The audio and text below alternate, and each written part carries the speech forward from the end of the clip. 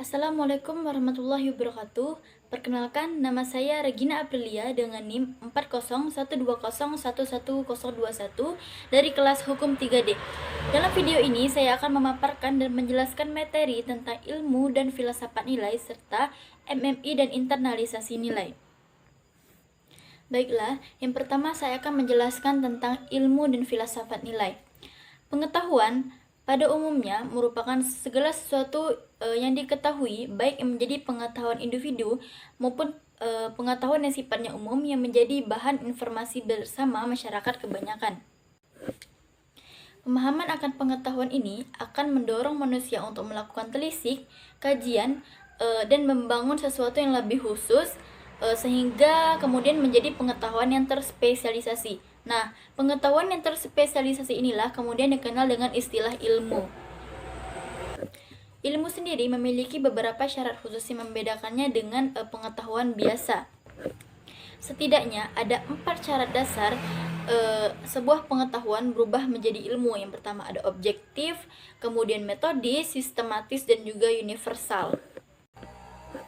Yang pertama, ilmu itu harus objektif, dalam artian pengetahuan harus memiliki bahan material untuk dapat dikaji dan perangkat kajian khusus untuk dapat menelaahnya. Kerangka ini disebut dengan istilah objek material dan objek formal. Syarat yang kedua yaitu metodis. Pengetahuan juga akan menjadi sebuah ilmu ketika ia juga memiliki perangkat metodis untuk dapat menggali pembaharuan keilmuannya. Ilmu tumbuh dan berkembang seiring dengan ia digali lebih mendalam. Syarat yang ketiga yaitu sistematis. Sistematis adalah salah satu ciri sebuah sebuah pengetahuan dapat dikatakan sebagai sebuah ilmu.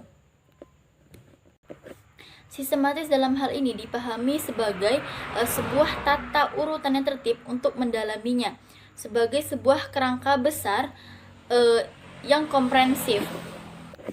Kemudian syarat yang terakhir yaitu universal.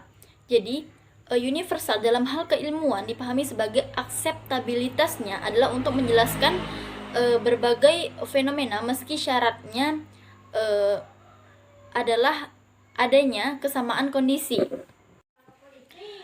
Memahami sebuah ilmu secara filosofis pada dasarnya berpusat pada 3 gagasan utama. Yang pertama ada ontologi, kemudian epistemologi, dan juga aksiologi. Yang pertama itu ontologi. Ontologi secara umum berpusat pada hakikat sebuah ilmu.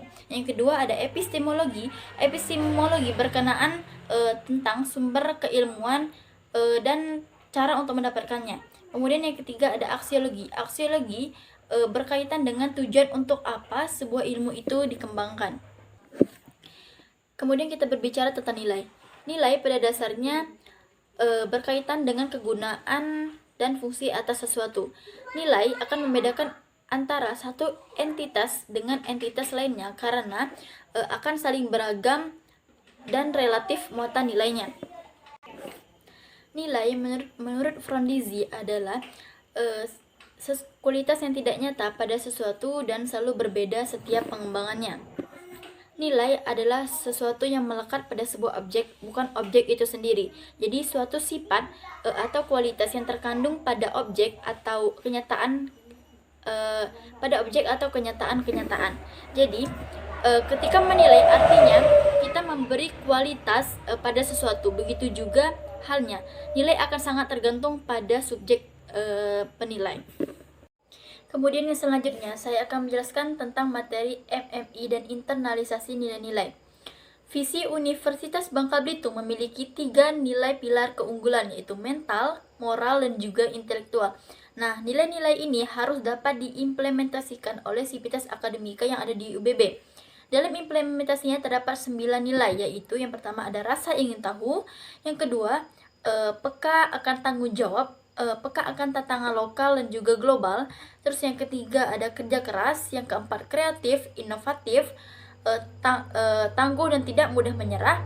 Kemudian ada kejujuran, kemudian kesetaraan, kebersamaan, dan juga pelayanan terbaik. Nilai-nilai tersebut merupakan pengejawantahan dari 3 pilar yang ada di visi misi UBB, yaitu mental, moral, dan juga intelektual. Pilar yang pertama itu moral, diwujudkan oleh sikap dan perilaku sivitas akademika berupa kejujuran, kesetaraan, atau kebersamaan, dan juga melayani. Kemudian yang pilar yang kedua yaitu mental. Mental diwujudkan dalam sikap dan perilaku sivitas akademika berupa peka terhadap tantangan, kerja keras, dan juga tangguh dan tidak mudah menyerah.